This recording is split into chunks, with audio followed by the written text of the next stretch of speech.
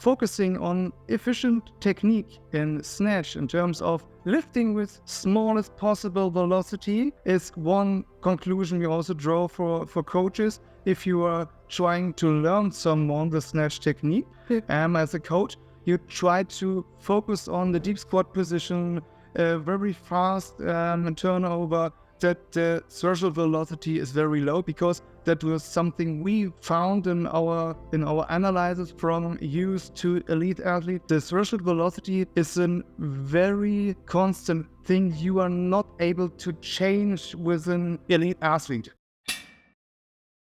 Hi Ingo, it's my pleasure to have you second time. And if you could briefly introduce yourself, because maybe there are 3 people who didn't see you in the previous one. My name is Ingo Sandau. I'm a researcher at the Institute for Applied Training Science in Germany, in Leipzig. And I was responsible for 12 years for the German national weightlifting team as a researcher. And currently I'm the head of the department strength and power sports, and also the vice director of this institute. Awesome. So you're very knowledgeable and experienced in weightlifting science. And today we'll be talking about the paper titled Optimal Barbell Force Velocity Profiles Can Contribute to Maximize Weightlifting Performance. What is the relationship between force velocity profile, maximal power output, and threshold velocity in relation to snatch performance? I think that was the main idea of the test, and also the part we talked the last time we had the interview. So we wanted to develop a test that is able to measure a theoretical output by not doing the 1RM snatch in real. So I think that was the main thing of this test. And the idea to calculate the theoretical 1RM and the snatch pull was based on the threshold velocity. I think that is a central point. So if like other things for load velocity profiling in squats, that is also a threshold velocity or a velocity at the 1RM. It's the same idea. It's a little bit more focused on weightlifting, but in fact it's the same idea. So it's a central part.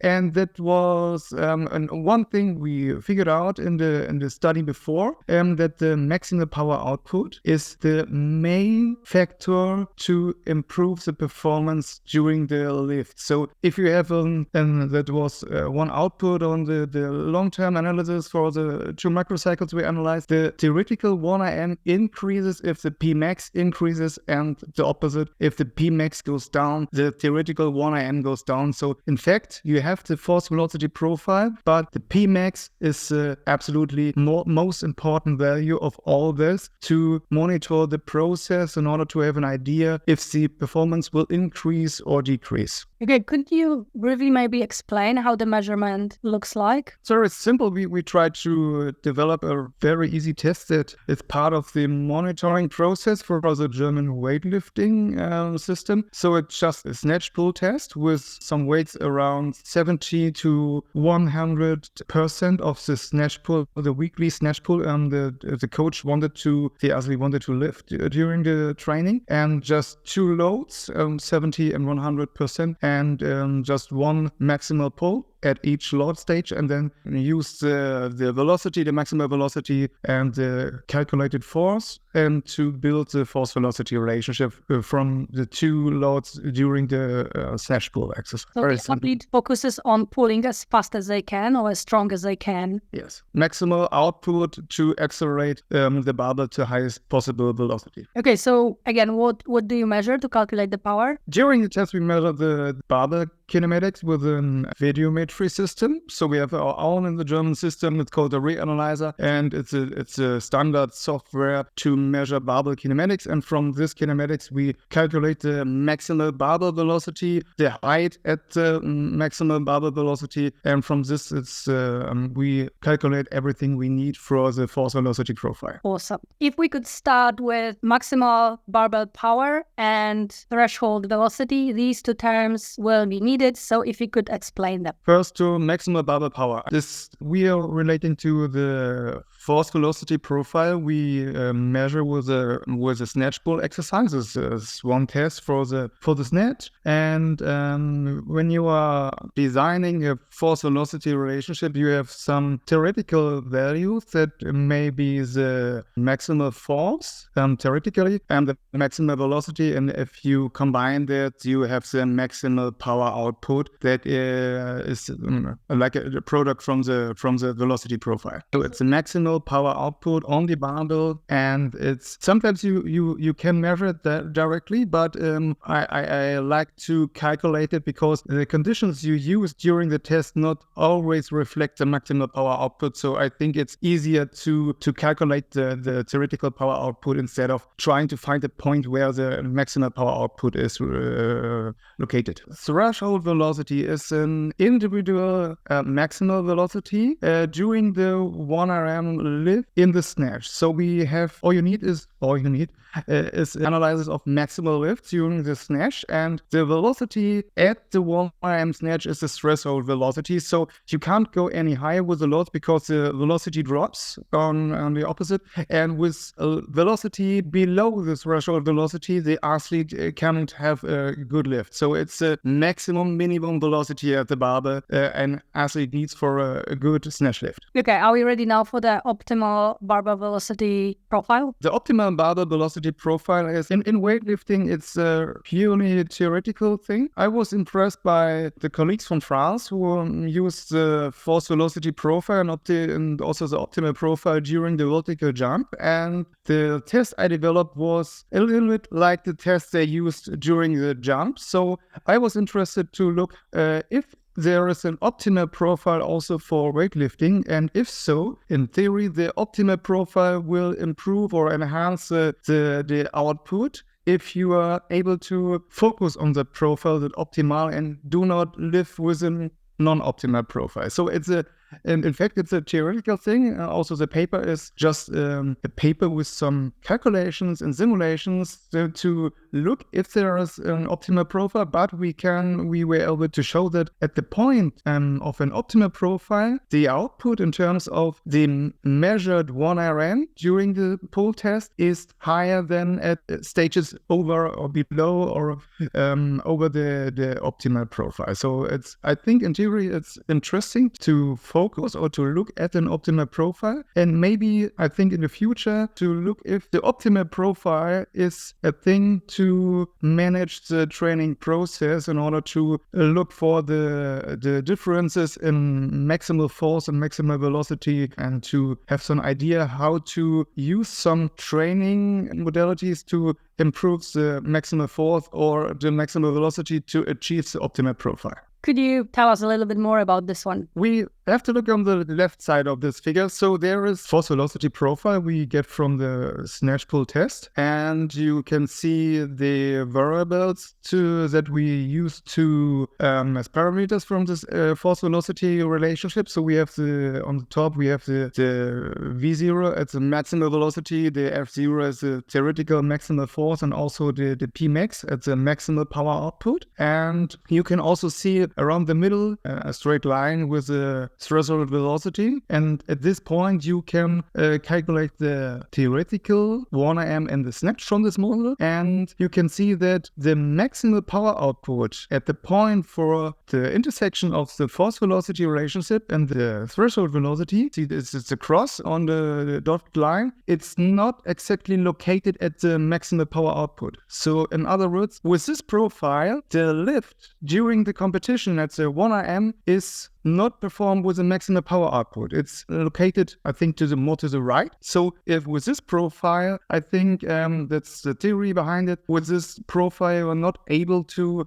use the maximal power output at the instant for the velocity threshold velocity during the competition. So it's a non-optimal profile. And because if you go to the right side, there is an example for an optimal profile, the same force velocity relationship, but a little bit more different in the values of the V0 and the F0. So the profile, the slope of the profile is a little bit flattened. So you can see that the cross is now located at the Pmax, at the instant where the threshold velocity intersects with a Pmax. And so at this point, the profile is more optimal and you're using the maximal power output at the conditions for the 1 AM lift. So in fact, if you calculate it, in theory, you achieve a higher 1 AM compared to the non-optimal profile. I think the theory behind is unclear. You will need to find an optimal arrangement of V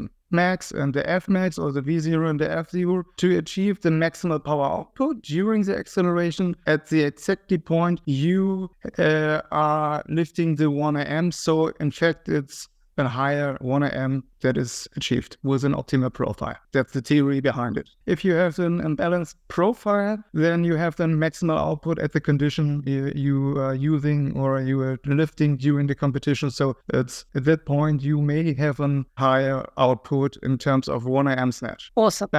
One question of the paper or the study was to figure out how, if there is in weightlifting, there is an optimal profile, and how is an optimal profile will change in relation to the maximal power output and also the threshold velocity, because every athlete has its own threshold velocity. So we are saying that the threshold velocity is some kind of technique, effective technique. If you are able to lift with a smaller amount of the threshold velocity, your technique is more efficient than you are an athlete who needs a very high threshold velocity to lift a maximal load. So that was the two facts. One on the left side, how the Pmax output or the overall strength of an athlete will influence the optimal profile, and on the right side of the figure, how the threshold velocity will influence the optimal profile and in fact the snatch performance. So you see on the x-axis, the horizontal axis, the slope.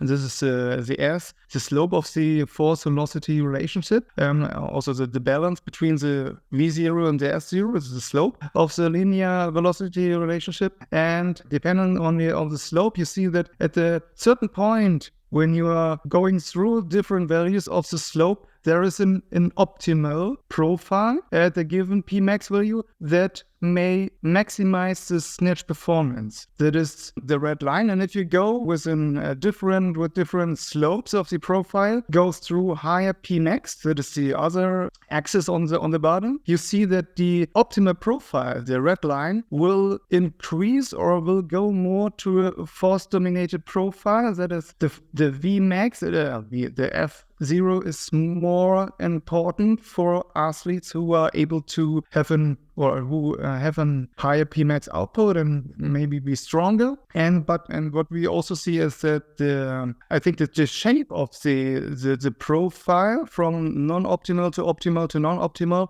is more located at an apex. So you can see that there's a smaller area for an optimal profile in comparison to athletes who are not that strong with a smaller Pmax output. So one conclusion of this simulation study was that, of course, there is an optimal profile, and the optimal profile will change in relation to the maximum power output or the performance level of an athlete. Could you explain why these two have kind of a different angle? And because it probably is dependent on the relationship, but because these are numbers, it's kind of hard to imagine why they are different. On the left one, we have a velocity threshold at 185 meters per second. So this is the constant, and then the Pmax will change. And then on the right one, we have Pmax at 3000 watts, and the velocity threshold is changing. So it seems that the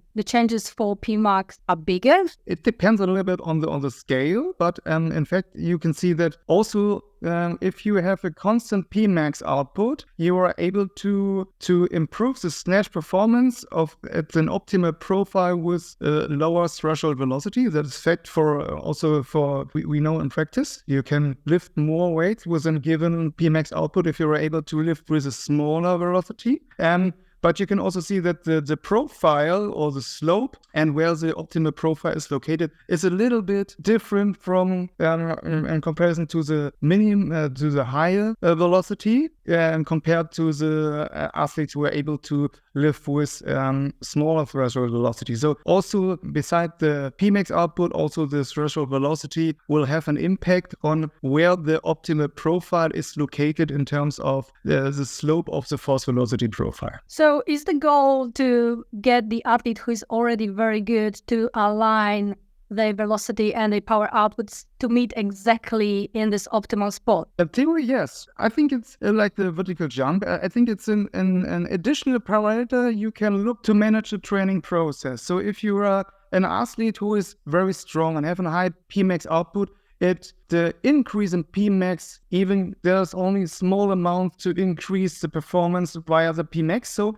maybe you can look at an optimal profile as an additional parameter for the training to further improve the performance with a constant Pmax, not to increase the Pmax even more, but just to look how the balance between the force and the velocity components in the training is. So it's just a theory, and I am, to be honest, I don't know if this process and the optimal profile is something really help to improve the overall training. That is the one thing I need to look at if I have some more time maybe, but there is nothing I can conclude from this study. It just was if there is an optimal profile and how Pmax and the threshold velocity will influence this profile. That was the only thing I can conclude from this. And the next step would be to apply this kind of optimal profile during the process in order to figure out how the profile changed in the long-term training process. And in a macro cycle, is there any changes? Can you detect an optimal profile from a non-optimal profile? And if so, the next step we're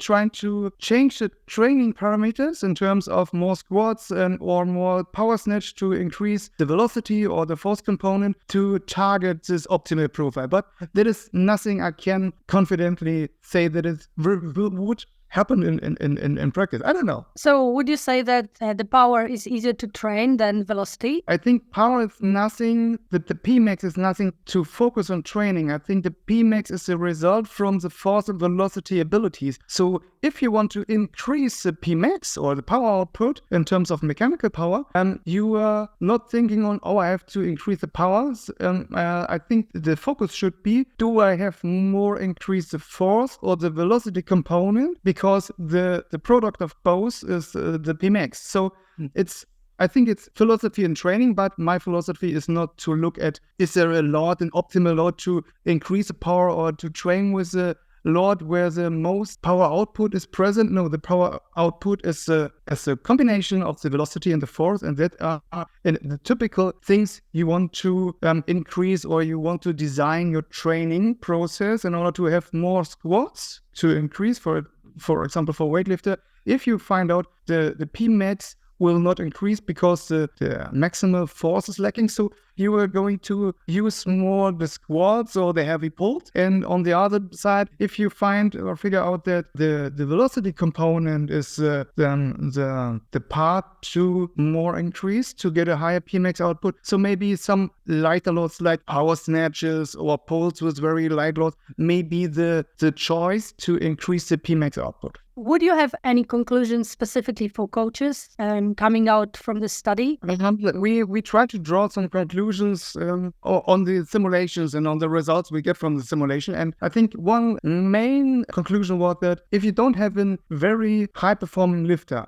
so maybe someone started in the long-term training process, started very early, and he started with 12 years and he go to 13, 14 years in lifting competition. I think the optimal profile is not that relevant. So increasing the Pmax output is more interesting. So the thing we would try to develop is nothing to apply within, I think, weak lifters. So with someone who trying to go to be a more high-performing lifter. So if you are on the opposite and lifter with a high performance, maybe the optimal profile is one of the things. And the other one is the impact on the threshold velocity is something that is really important on the optimal profile and specifically, and also on the general, because if you are able to live with a smaller threshold velocity. With a given Pmax output, the output on the barbell is higher. So focusing on efficient technique in snatch in terms of lifting with smallest possible velocity is one conclusion we also draw for coaches. If you are trying to learn someone the snatch technique as a coach, you try to focus on the deep squat position, very fast turnover, that the threshold velocity is very low, because that was something we found in our analysis from youth to elite athlete. The threshold velocity is a very constant thing you are not able to change with an elite athlete. So if you try to figure out the process to focus on very low threshold velocity is something very specific and something very important when you would try to teach someone to lift, especially the snatch, and to focus which exercises to choose, that a very efficient technique is learned. So yeah, I really like this answer because it shows you that you need to work on technique always, because it will influence the velocity, the threshold velocity in the positions, and how efficient you are able to bring the barbell up. So the technique is one important part, but also the anthropometry, how long is the thighs and the shanks, and also will influence the threshold velocity. But it's, I think, in my opinion, the efficiency of the technique to learn a good snatch is very important, or one important point for achieving a low threshold velocity. That's very interesting. I have two more questions. One is, what is your favorite lift personally, and why? I was a lifter and more professional than now. It changed up at a certain point, but I think I like the snatch even more than but it was very weak in the jerk, so I like the snatch. The snatch is very a nice exercise. It's very fast, it's on point, it's more velocity oriented. So I think for me, I like the snatch most. Last question, where people can find you if they want to ask questions or just follow your work. You can find me if you type in Google my name, and also you can go to ResearchGate, or you will find my business address for the institute, and I think that's the main ways to contact me. Awesome. Ingo, thank you very much. It was a hard topic for me, but you were very patient and explained super nicely everything. So thank you so much.